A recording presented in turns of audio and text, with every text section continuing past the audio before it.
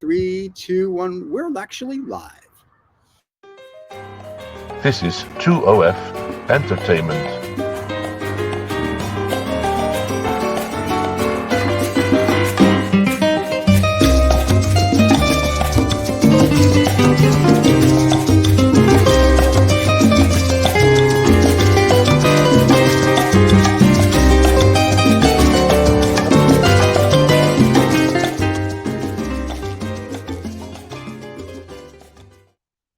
And we are live, and we're back. How you doing? I'm doing good. Thank you. Thank you for having me back on. I didn't mean to catch you by surprise. I love it. Too much scotch. So we so you can notice we have a new theme, a new title to the show. No Snobs or Knobs is going to go back to its other format. This is going to be our Habana nights and drinks and dinner, because it's a dinner show. And as you can tell, I dress in my smoking jacket, which is Mandarin, and Riz's dress is very proper and very British. Different tie from last week. Different tie, yes. Here, the etiquette is to wear a plain tie at dinner, so I'm sticking with that. Really? Very That's nice. the etiquette. Okay. But I'm going to stray away from that eventually. But until then, let's go for plain ties. I was going to wear my naked lady one, but it doesn't go with my jacket. That'd be great. That'd be very Dolce & Gabbana kind of thing. Yes. You know It would be very Cubanic. I have a smoking shirt from Tommy Bahama at some point I'm going to wear, but it's got like 3 cigars in the front and a parrot in the back. So that'll be you brought memory back there. A very informal 50 years ago. Yep, a very informal smoking. That'll be an informal show. But we always start off the show with what we're smoking. So but I want to light up. So let me just go. So we talked about Oliva V. So here's the Oliva V 135th anniversary cigar. I don't think it's that old. So I love their cigars. So I'm going to smoke this during the show. And at the end of the show, I'll let you know my thoughts on it. We're not going to stop the show in the middle and tell you what it is in the middle and the notes. We'll just tell if we like it or not. Once again, shout out to the Oliva family. Been more than gracious on our Instagram posts saying, hey, we like what you guys are doing. Also, we've abducted their children. I think that has a lot to do with it. But other than that, everything is good. That would do it. That'll do it. Yeah. And what are you smoking today, my friend? Well, since we're talking Habanos cigars, yes. I go for always my favorite, which is the Partagas. In this case, the Maduro No. 3. Oh. And it's becoming. I'm doing the Maduro range as of the last month. I'm really enjoying it slightly. Very nice. Deeper, richer in the middle of the afternoon. And because the shout out, apparently, according to you, worked so well last week, I will continue through the bottle of Bacardi 8 years aged, which I'm really enjoying. Cuban, Havana. How could you go wrong? I agree. I'm doing the New World cigar, and I'm doing Suntory whiskey, the Harmony, which is a beauty. So we love Suntory. So they're not a sponsor. Suntory time. Suntory, yes, Bill Murray, Suntory time. So it's Suntory time at early in the morning. So the way it should be. So every day. Kickstart to the day. A kickstart to the day. Yeah. Are we going to go serious? Are we you kidding? You've met me. That's not happening. Even though we're going to talk about the great prophets of our time, we're not going to go serious. Now, you did ask me about, I don't know if you want to talk about this now or at the end of the show, the shotgun method that Brown Car Guy spoke about on his show, Sermon from the German. On our channel. I'm quite keen on seeing this full video. Okay. The keywords I picked up on were Reza and scattergun. And I was intrigued. I was like, what the hell is this about? I never took a shotgun to anyone. But we have video. I suspect that's about having not a specific focus to online content, not having necessarily, I mean, you can have a niche, but I kind of have the things that I like to talk about and discuss and video things that I enjoy. I'm a sort of enjoyment kind of person. Yeah. And the underlying theme of that is always cigars. Cigars gets me into trouble for whether it's cars or watches or whatever it is. This thing gets me into trouble. Right. And it gets me out of trouble as well. So I think that's what that's about. But I would like to see the whole video on that. Well, you should. So on our channel, if you go to the playlist or if you're watching or listening on I guess you're listening on a podcast, just look for Sermon on the German. I think it was show 449. And we're talking about the scattergun approach, and what that really referred to is that the way our channel is 2F Entertainment / 12 Farts Making Noises is that we don't have one show. We have about 25 different shows. When we were talking the fact that we hit like 70,000 subscribers, and it's not because of one show, it's because of numerous hosts such as yourself, because of Brown Car Guy and all these other hosts. And so we were talking about this. Every expert says you got to focus on one thing, and that's what the audience wants to see. And David, who you know, who's my business partner in this, basically said, screw that, I want to be the BBC. And he said, we're going to make a television station on YouTube, and that's what we've done. So you pretty much can find whatever you want on our channel. So that's what he Yeah. I think stuff is interesting if it's rounded. It's educational if it's focused. It's interesting if it's rounded. That's so you can't really talk about cigars, in my opinion, until you start smoking a little bit about, just to talk about a little bit about history, a little about how you feel about it, a little bit what goes with a cigar and mood. So that gives you a sort of a rounder impression.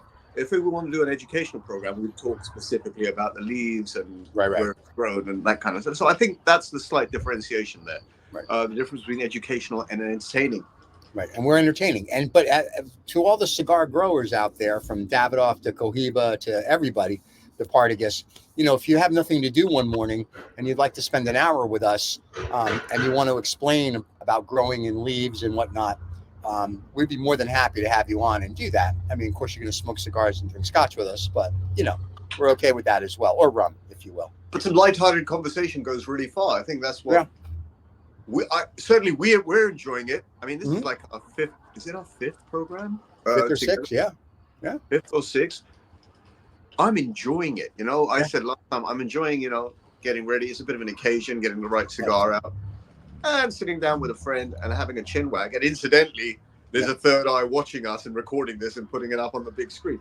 So that is a buzz in itself. It's perhaps being a theater actor and about to go out on stage. There's that it's that, and it's kind of like if we hang out in London or we hang out in the States or Dubai, and when you and I are at a cigar bar talking, it just happens that we just happen to let 3,000 to 10,000 people watch what we're talking about instead of the 4 people. Actually, when I think about it, it's actually quite weird. But in itself, it's reverse entertainment. I'm entertained by doing it this way. So I hope others are. And they seem to be. And we put out the new video with the new intro for Habana, and everybody seemed to like it. So this will be the cigar show. And like I said, no snobs or knobs. We'll go back to no snobs or knobs with different hosts, because Morton's got the ad hoc show, which is doing well. So, no snobs or knobs will be there, but this one will be more of what this is, which is more cigars and scotch, and like when we get into who we want to have dinner with, which I think is very cool. So that's the part I enjoy the most. And this week, who we want to have dinner with are the prophets from the beginning of time until, I guess, yesterday. So this should be interesting, who we picked as the prophets. Yes, I feel the weight of the burden of responsibility on this one. Really? I honestly do. Honestly do. I've been sort of like, do I get this right? Do I get it wrong? And then ultimately, I wanted to, not out of any controversy's sake, but there are some prophets I didn't want to go in the direction of. Okay. Primarily because I think they're too obvious. So leaders of the main world religions. I decided now let's leave that alone. Let's go for ones that could be interesting from a different perspective, that would actually genuinely make I can't imagine this happening, but imagine them as dinner guests and the things they would say or ask you. Oh my goodness. I really got serious about this in my own brain.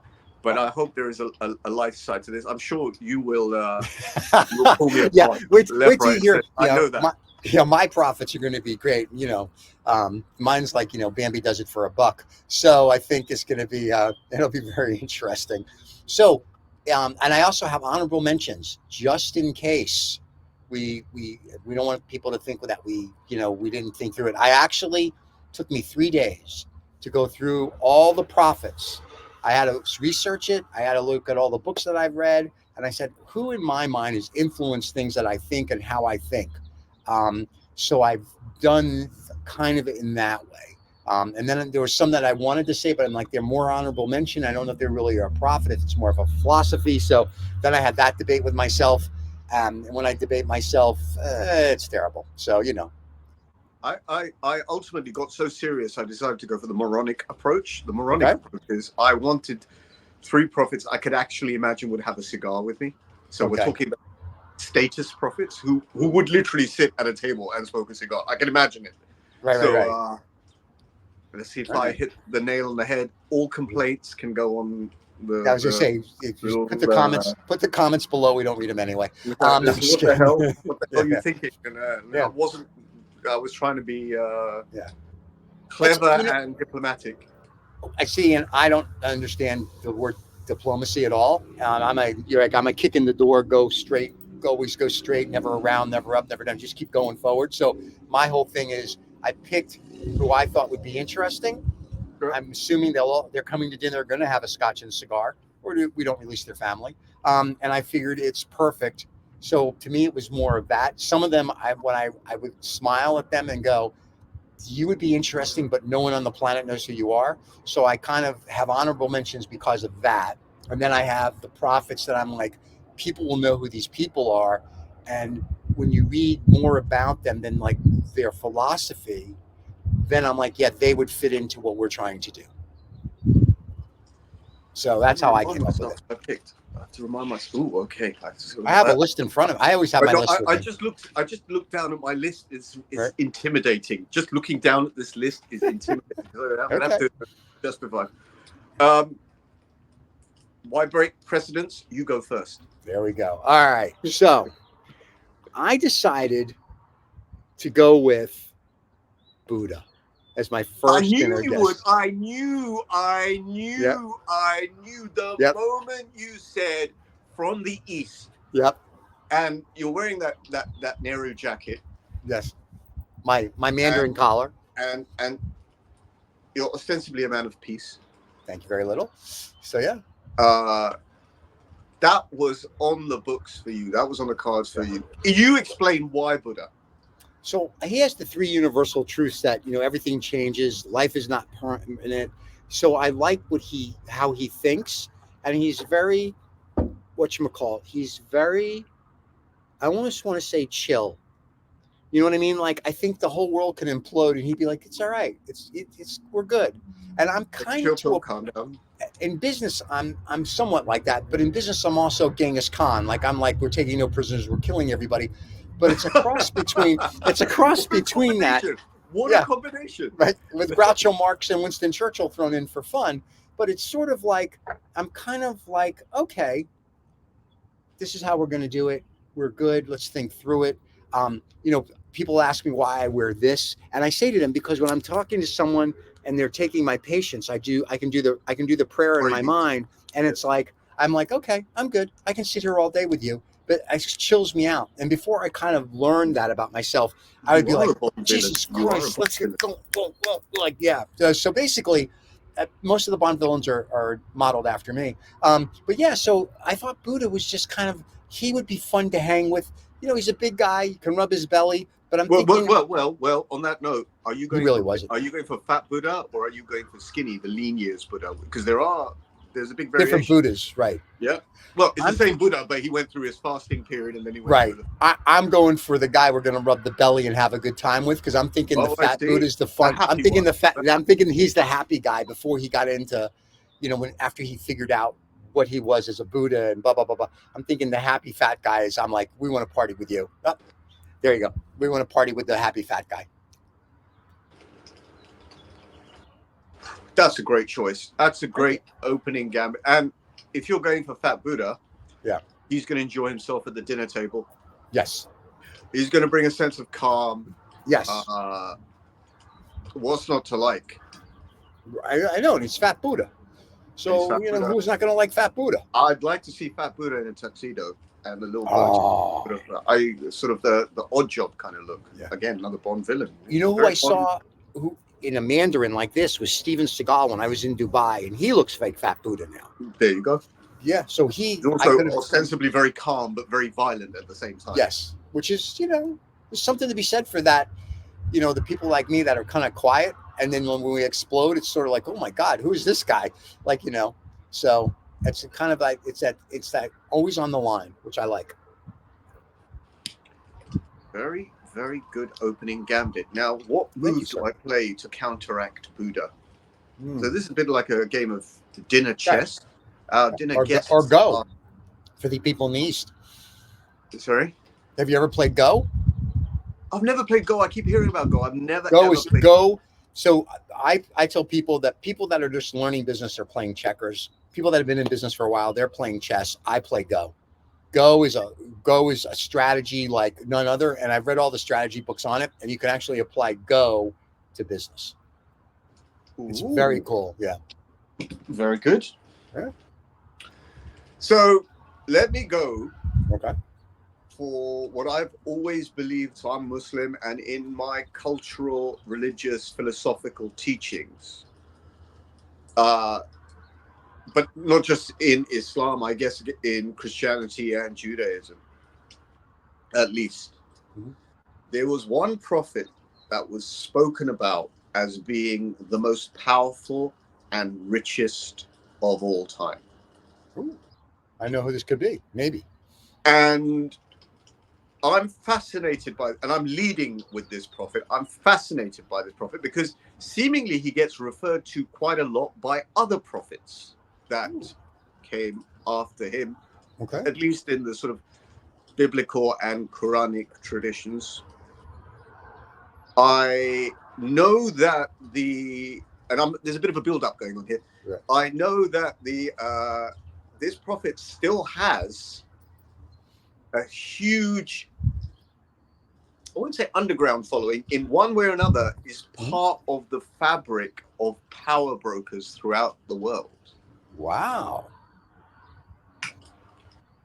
I refer to none other than King Solomon. Of course, King Solomon. King Solomon. Yeah. Now there is a person, there is an individual there that is a bit of a heavyweight. I mean, put aside, he's a bit of a heavyweight sitting at this table.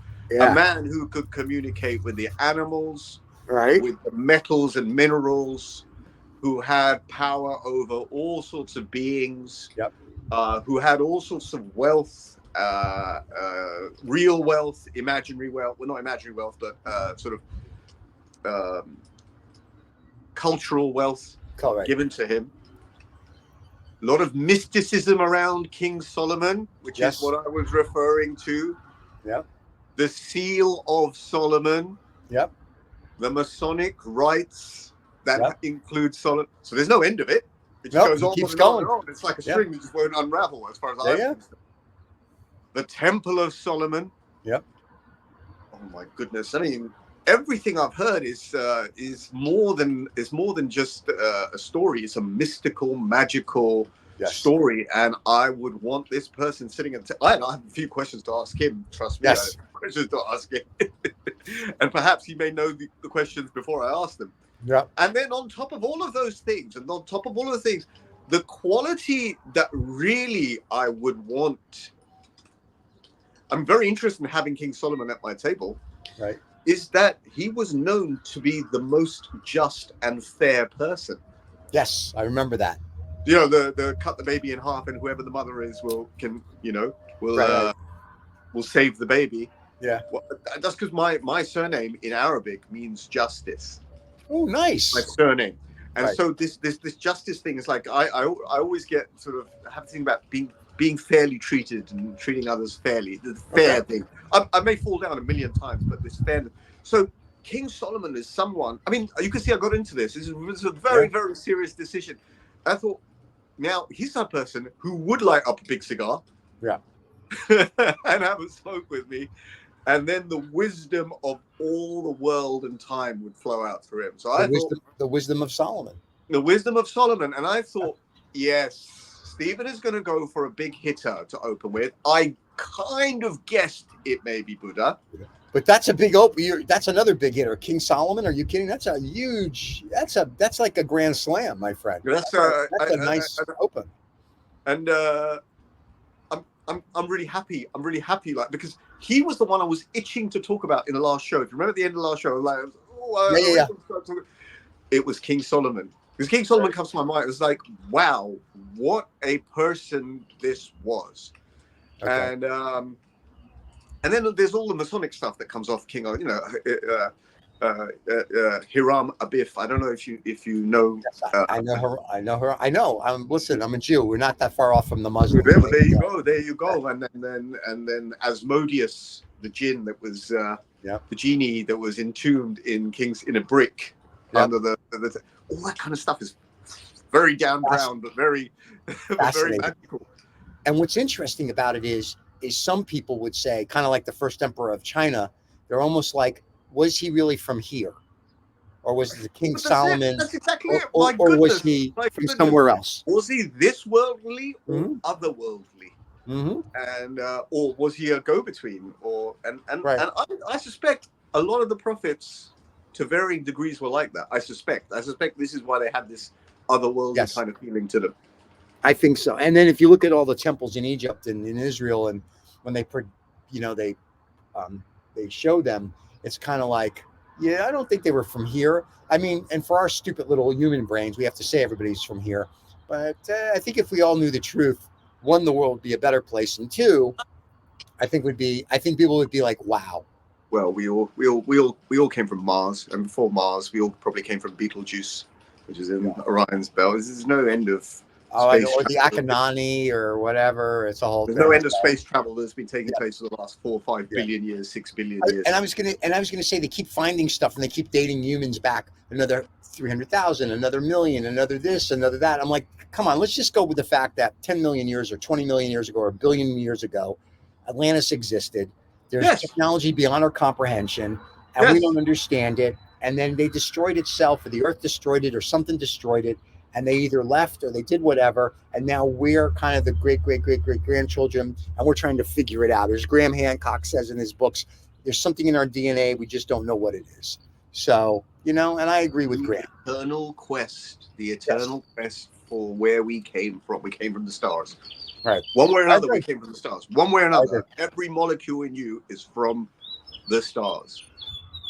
Or, if you believe in the absolute, which is the Gateway Project by the CIA, when they sent their people out to multidimensional and, through a mind machine to multidimensional, multi-universes and whatever, we all come from the absolute, which is nothing more than the Matrix. So we're all part of the universe. I think these are all different descriptions for the same thing. I agree. A little Jewish guy going, what? What do you want? No. So you like my opening gambit, huh? You like my return shot. You fired in a heavy ace, but I managed to get it from the corner of the court. That was return a lob. That, as we would say, kudos to you, sir. Kudos. That was very good. That was very, very good. All right. Well, now I have many for my second. So it's between another guy like, You have to step your game up. Step your game up. Well, I can either go with the Tao Chi, which is, kind of like a Buddha, like the Taoist guy. But because you did King Solomon, I'm going to go with Sun Tzu, the guy who wrote The Art of War. Of course, Sun Tzu. Sun Tzu, The Art of War. That's which is studied by every American general, every Russian general. Everyone studies Sun Tzu. Mm-hmm. Did Napoleon study Sun Tzu? He must have. He must have. I think everybody does.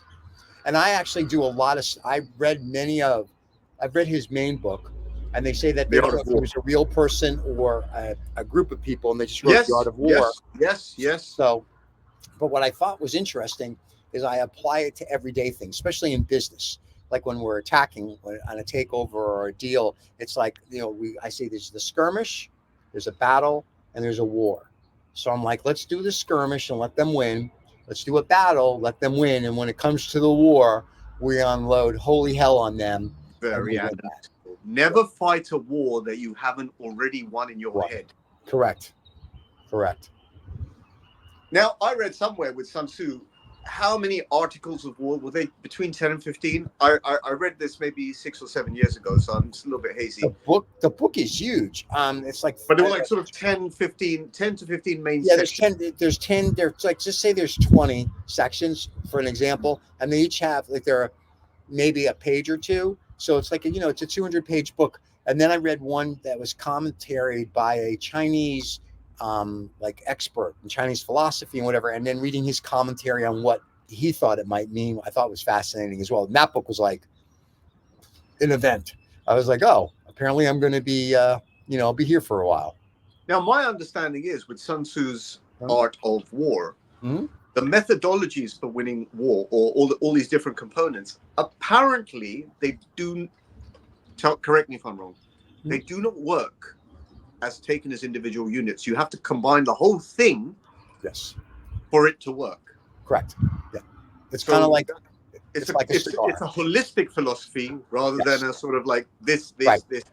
You've got the components, but they work as a whole.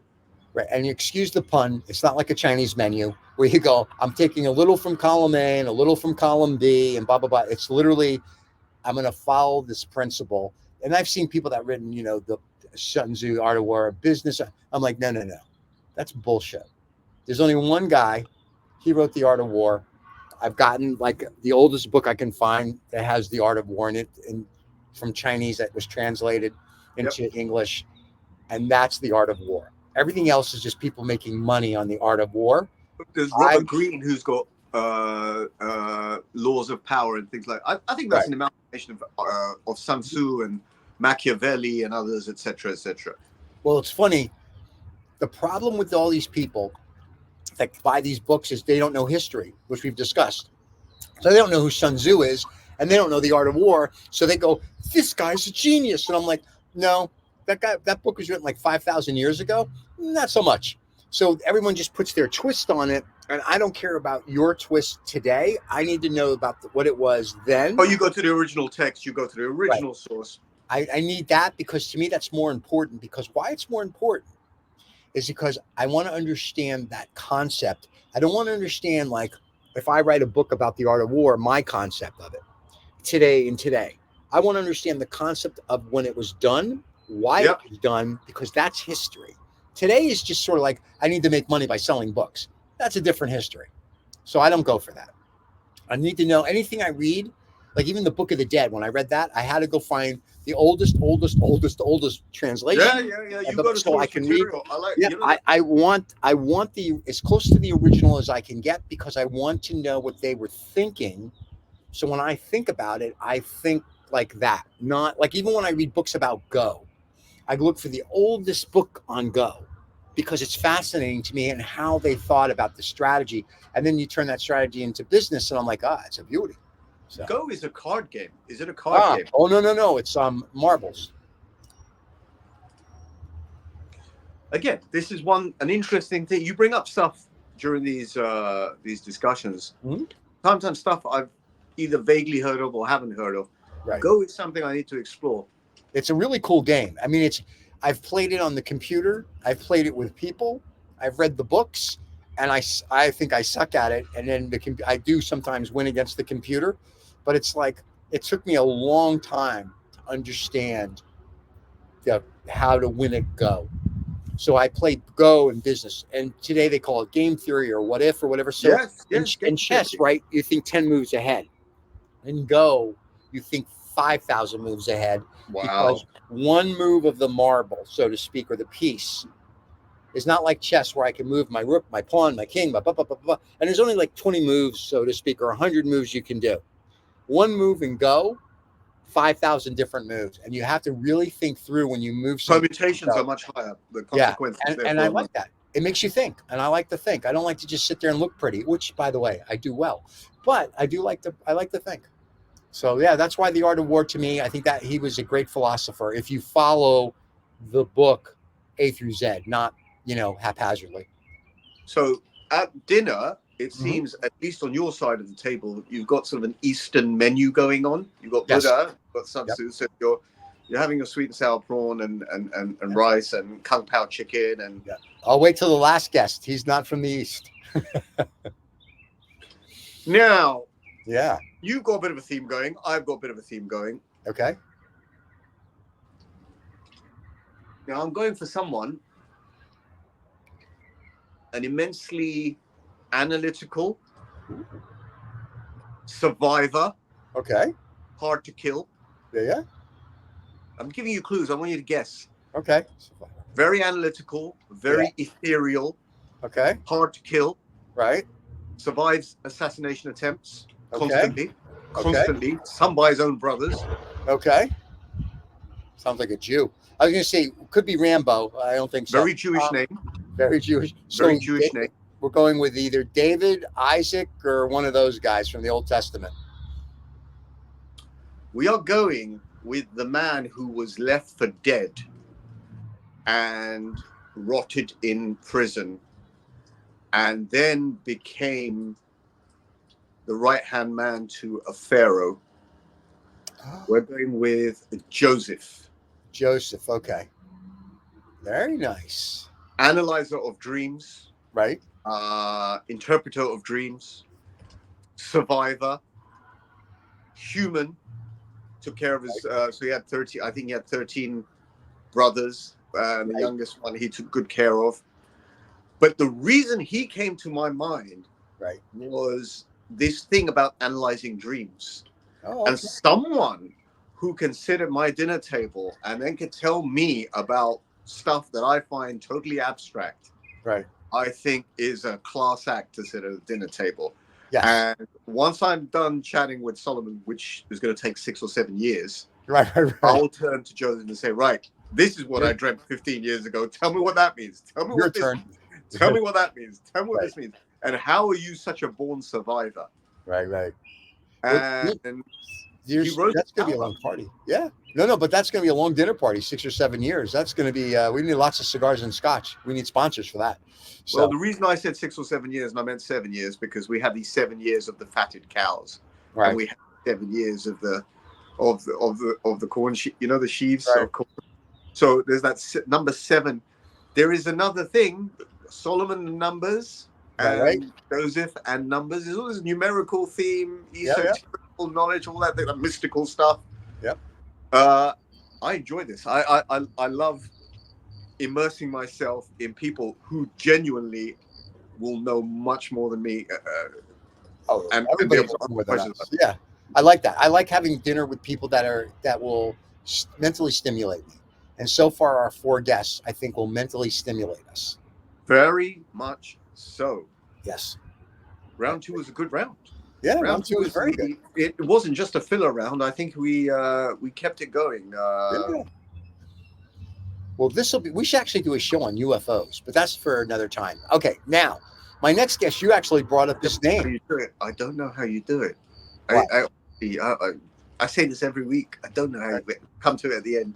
Okay. I don't know how you do it.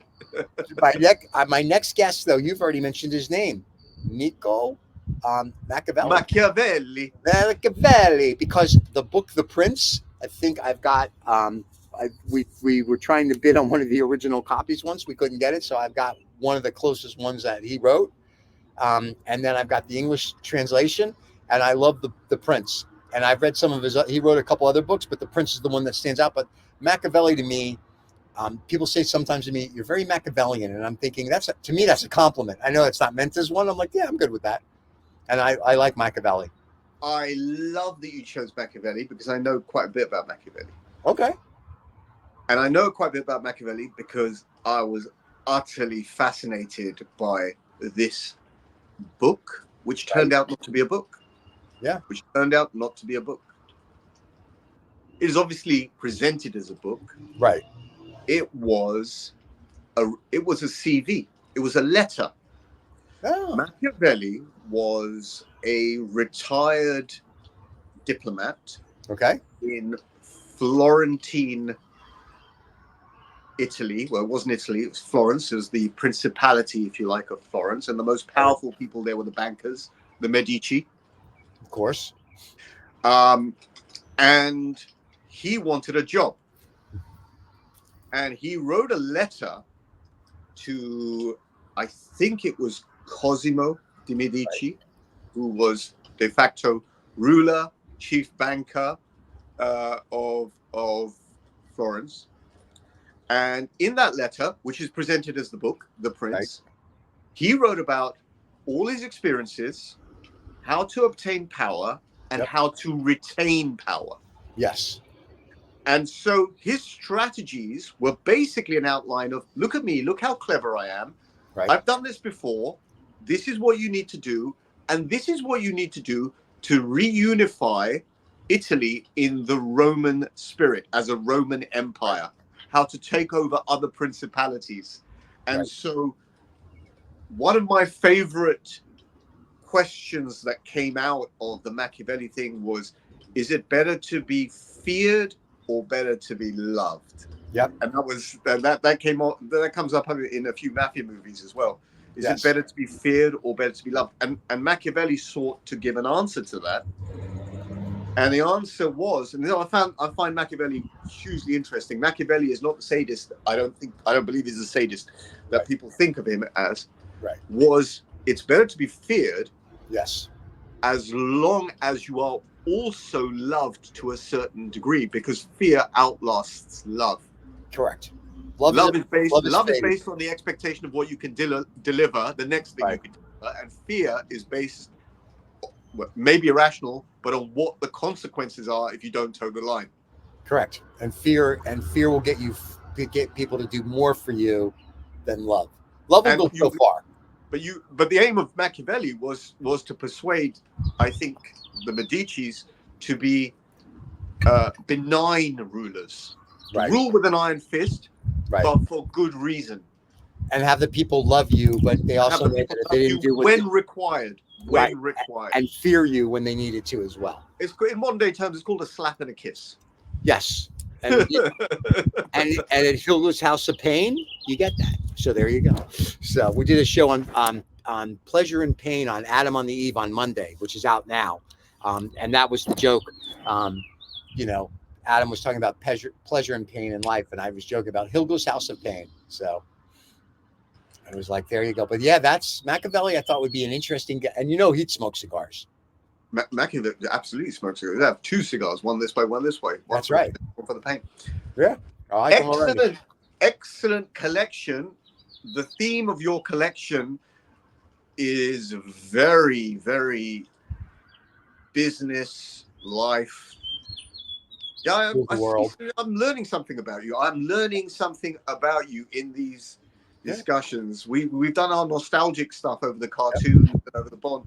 I'm learning something about you. You are a strategist. You are a chess player. You're a Go player.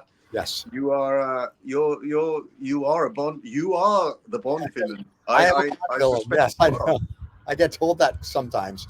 Especially when we kill the guys from MI6. But we're nothing personal. So, but that's life. Life is fun. I mean, you got to make it interesting, right? Because if not, what are you going to do? I love it. How do I end this? I don't know. And I have my honorable mentions too after this. So let's see. Well, the honorable mentions are going to be the fun ones. Yeah. I'm sticking on a serious theme. My theme has been up till now power and survival. Power and survival against the odds. Right. Now, I don't believe anyone did it against the odds like my third guest. Okay.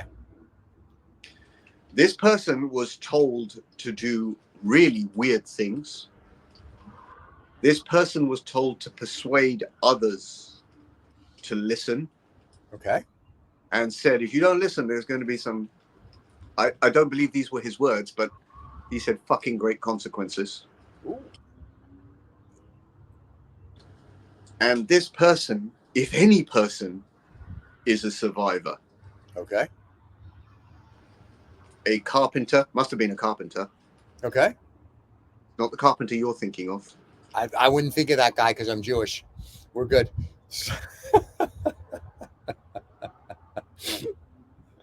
I'd love to have Jesus if I did a tape. I would love to have Jesus, but I would know it would be the Last Supper.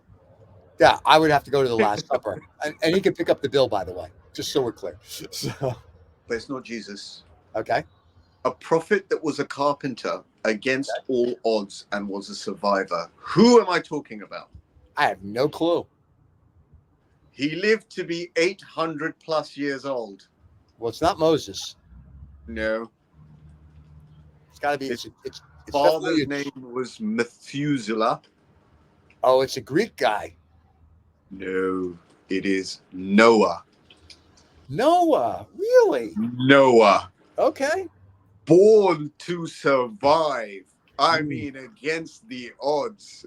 God was telling him the flood is coming. Right. Build a boat. Make however you want to frame this. If you want to take it literally, if you want to say he collected DNA samples of all the animals, if he was a spaceman, he had a. I'm going with the DNA samples. I'm going with DNA samples. That's what he collected. Because that way you could fit every creature on the planet on a vessel. Yeah. I'm going with DNA. I mean, we have so many interpretations. I mean, we're open to it. We can go traditional interpretation. Yep.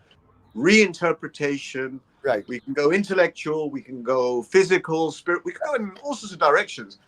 But if this man did what this man did, and I believe he did, I believe, because there are so many different myths, legends, not just from the Bible, not just from the Quran, not just from everybody. Everyone, Sumerian traditions, etc., etc., etc. There was a great flood. There was a survivor. The animals survived. There's so many ways.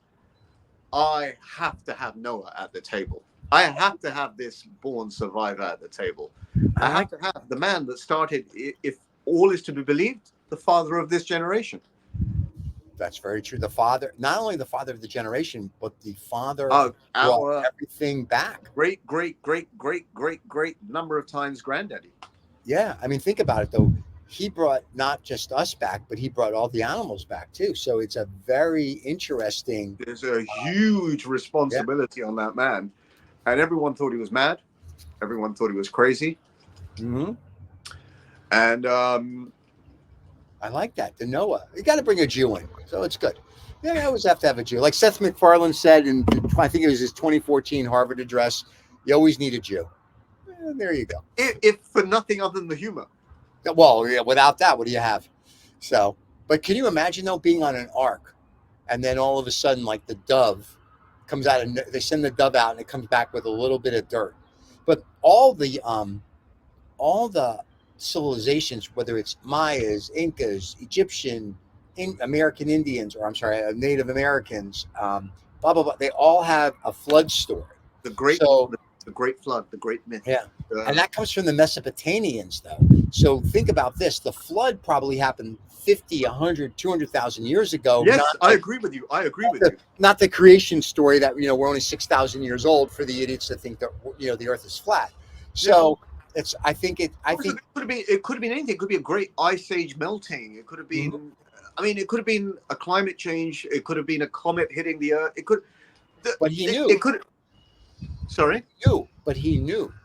He knew, and he had the signs, and he was aware enough, and he was in tune. He was in tune, or he was in contact with otherworldly information, which we call God. He was in tune with the universe. He was in tune with the creator, the maker, indirectly, but directly. From a very holy perspective, we believe in direct communication. Right. Even perhaps through the, if we're going to go the religious route, through the angels, through messengers, etc. But what they were in communicating, and they knew, and they could take action and save humanity. And to have those kind of figures, sitting at a dinner table. I mean, I'd be lost. I'll be honest with you. Are you kidding me? A beauty. And then, but see, what's interesting about Noah is that, we'll assume he was in Israel when this all happened, because everybody has to be in Israel apparently when everything happens. So it's like the old joke, the guy goes, I can let you talk to God. And he's talking to some guy in America. It's $1 million and you can make a phone call. And he's like, oh, cool. So he talks to God on the phone. He goes to Israel. And the guy says, I can let you talk to God. He goes, oh, I know. It's $1 million. You go, no, it's a quarter. It's a toll call. I mean, it's the same. But it's fascinating because even with the Chinese and the Greek and all the myths, behind every myth, there's a whether it's 1% truth or 100% truth, there's something. And there is something there. There is a common thread there that, you know, in time it's been perhaps distorted and sort of Chinese whispers and stories, you know, reinterpreted or whatever it is. Yes. But if you go back, there's always a common thread. And if you go back from different directions, there is still that common thread. So I think it's folly to ignore these things. It's real folly in terms of cultural importance. Where we came from, we certainly came here from somewhere. We didn't just I have a problem with scientists when they go, it's the Big Bang. No, it's not. I have a problem with the string. I have a problem with all of it because they go, it's a hypothesis. There's no law. It goes hypothesis, theory, and then law. So everything is a hypothesis because you don't know. You weren't there on that day. I mean, we can say, you know, the best that we can come up with and this and that. And then, you know, even on the aerodynamics and all that, you know, with dark matter and free energy, they're proving how things are wrong. And the government just keeps it quiet, right? So it's the same thing where we come from. If the governments know where we come from, they're not going to tell us, because once you realize you're not an earthling, right? And you're not an American, you're not a Brit, you're not a Muslim, whatever it might be, and you realize we came from somewhere else, then all of a sudden you become an earthling. When you become an earthling, no government, no religion can control you, because what are you going to, you know, it's like, yeah, you're full of shit.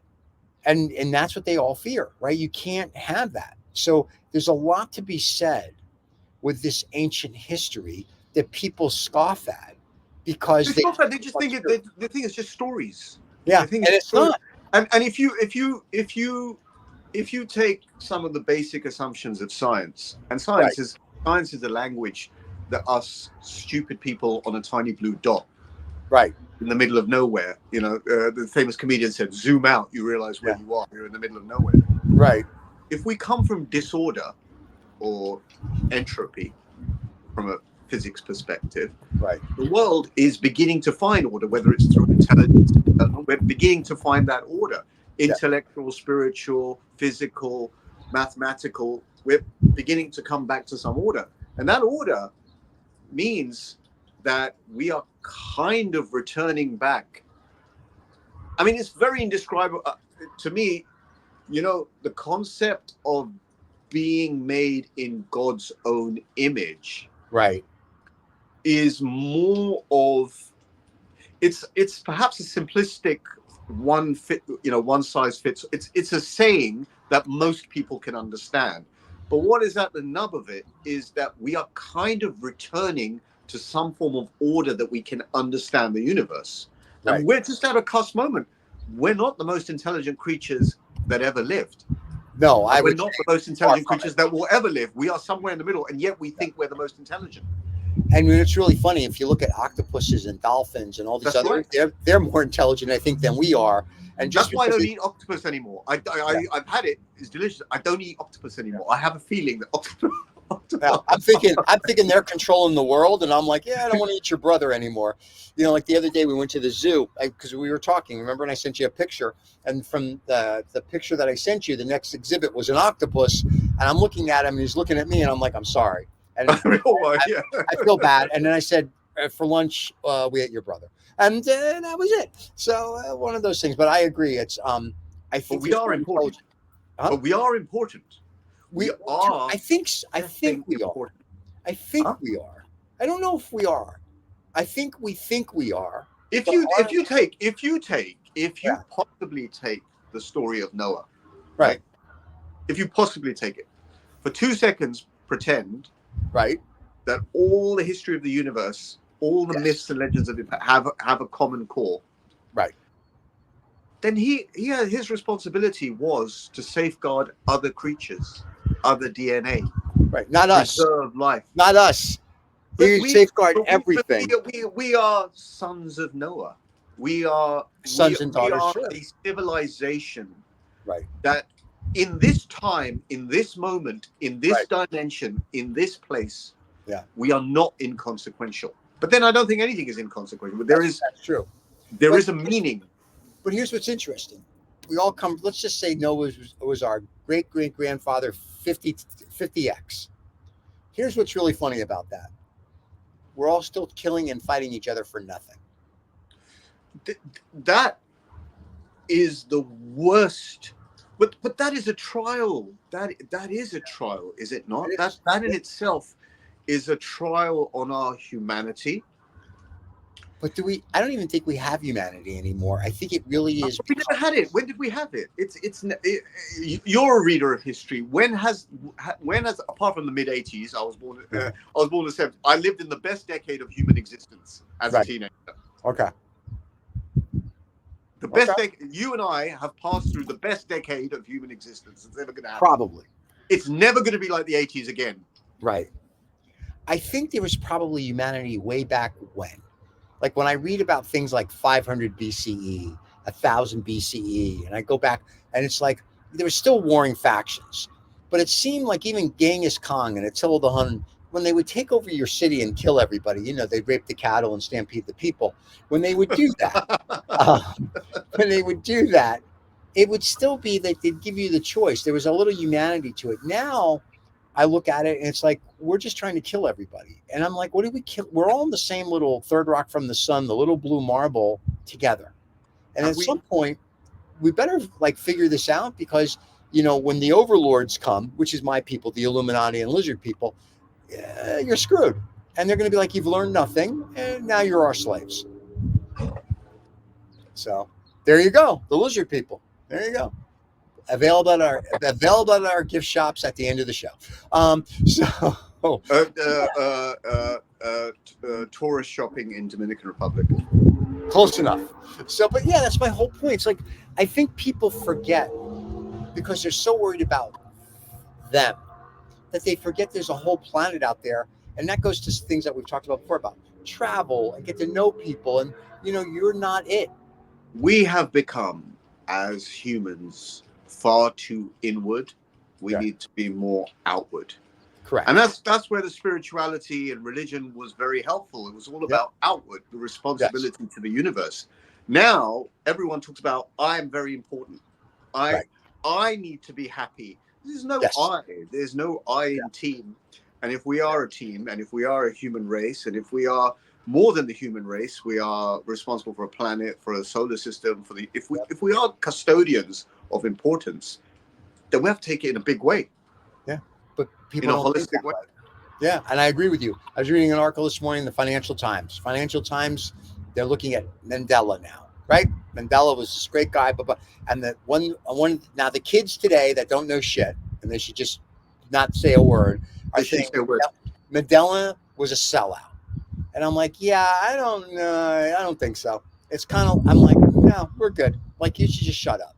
You can have your opinion, but why is that the current trend? Why is because they're going back and looking at like the deals he's done and what he did, and I guess they figured he should have just stayed in jail and been persecuted more. They're looking at his wife, and I'm like, listen, I can go back in history and find fault with anybody. If you'd like, I can go back and find fault with the Jesus guy. If you really want to go, we can go play whatever game you want. So to me, it's like, let's stop trying to find fault. Let's try to find the positive. Yes, they had some faults, but let's figure out what they did to progress society to where society is today and move it forward. Everybody just looks at the negative. Nobody goes, yeah, Mandela was a sellout. Okay, great. But just so you're clear, what he did for your country was ABC all through Z. But they're not looking at that. They're looking at one thing. So it's the same thing when people say, oh, Jesus, okay, he's a sellout. He was? Sure. All these holidays, he's a sellout. It's commercial. It's like enough. It's like, let's look at the positive sides of humanity, not so much the negative side. And that's what people do. It's like, there's never anything positive. Everyone's always negative about everything. It's crazy. I've never seen if a UFO the size of like the moon came here tomorrow and took us over, I'd be like, yeah, we're good. That's fine. We deserve it. And when AI takes us over in a few years, because that's what us at the Illuminati are working on, I'm happy with that, because I don't think the human race deserves to be the human race anymore. I think we lost. Major reset. Major reset coming. Yeah. Oh, by the way, just very incidentally, how is your cigar smoking, by the way? Now, This is the Oliva 135th anniversary. Can we see cigar. the band? Have you got the band on? Have you got the band? Not anymore. The band has disappeared. But it's the 135 Oliva, and I will tell you, a smooth, beautiful stogie. I would recommend this to everybody. If you like a smooth, medium body, the full body stogie at 7 o'clock in the morning with your scotch, I would recommend. Or a coffee. Or a coffee. That's a or good coffee. Cigar. A good coffee. Or if you have it after a steak dinner, I would say the Oliva 135 anniversary is a beauty. How about yours? Well, I'm slightly over halfway through with my Maduro number 3, woody and sweet. Nice. Woody, cedary, and sweet. Lovely, lovely, lovely, lovely cigar. I've never had a bad Partagas. So you've not had this one before? I've never had a bad Partagas. I have had, yes, let's focus on the good. There are some. Yes. My favorite Partagas was a D4. I think that's like everyone. That's mine. My favorite is a D4. In fact, but in the last UAE, 2 or 3 years, I haven't smoked very many good ones. For some reason, the D4 seems to have some technical issues associated with it. Okay. Say that. But having said that, they excel at this. They absolutely excel at it. Beautiful looking band. Proper Cuban leaf. Salute to Habanos for this. They're making it fun. This is these are really good with drinks. These are really good with coffee. I'm enjoying it in your company. I've been on a bit of a high for the last hour, reveling in this smoke. I don't know if you noticed, I tend to blow a lot of smoke rings and I do a lot of records. I really, really enjoy my your cigars. Cuban stock. And very rarely do I drift out of the Cuban zone. I do these days just to sample around. I used to do a lot more, but this is where I've settled. And it's pairing well. Again, the shout out to the Bacardi boys. Yeah. It's pairing well with the bat. Nice. Well, here's what's funny for me. The guy that we get our Cubans from is like literally sold out. And I guess they're not making as many as they used to, or there's a problem. So it's like I have back ordered like some of the ones you told me I should try, the Partagas 4s, and I'm just like waiting. So at some point, either the United States Customs is showing up at my doorstep, or my cigars are showing up at my doorstep. But when I travel to the UAE, are you not doing a London run? You're doing a London run sometime soon, aren't you? I'm doing a London run sometime soon. When I do a London run, we will stock up on stogies, and we will actually do the show together when I do a London run. Now, you said something earlier on, and I said, how the hell do you do this? You started talking about aliens and spaceships. Now, I had considered, I'm always trying to think ahead because I really don't want to be lost at the end of these discussions as to the theme for the next one. Right. Now, I'm going to give, if you don't mind, very humbly, I'm going to present 2 choices for you. Okay. We can go this way, we can go that way. Okay. Now, I thought the theme for next week could be my favorite alien. My 3 favorite aliens. I like that. My 3 favorite aliens. Okay. I got a list. And I'm going to stick on that because just put a smile on your face and you referenced UFOs and you referenced, we've been talking about otherworldly, but from a... This is what happens when we talk about aliens. There you go. That's what we're doing. So, does that suit you? My God, my 3 favorite aliens? I got 50 of them in my mind. Once again, well, they're all going to be hypothetical aliens, but they can be from literature, they can be from the movies, they can be from myths, legends, etc. I mean, even the prophets, there's an argument case to be made that they are aliens. Yep. But in human form. But how about my 3 favorite aliens? All right. So next Saturday morning, we're going to have dinner and drinks with my 3, or it'll really be a total of 6, but our favorite aliens throughout history, whether they're fictional or non-fictional, mythical, literature from the movies, wherever you want. Mm-hmm. Okay. Wherever you want. And by the way, my mind is blank right now as to who to invite. I'm going like this right now. Are you kidding? I've got like 20 of them going through my mind. I can name 50 aliens for you, but I can't work out who. And once again, apart from the alien theme, I need to have an underlying theme that goes like this time. I had all the survivors. These people are born survivors. Got to come up with a theme. I know. I like it. All right. Well, this is going to be an interesting show next week. I'm looking forward to that. So, well, everybody, thank you for joining us on the Habanos show, which is dinner and drinks. And that's just why we dress for dinner. So if you're watching the show and not dressed for dinner, it's okay. We understand. But, you should dress for dinner. And at some point, we will do a show in London.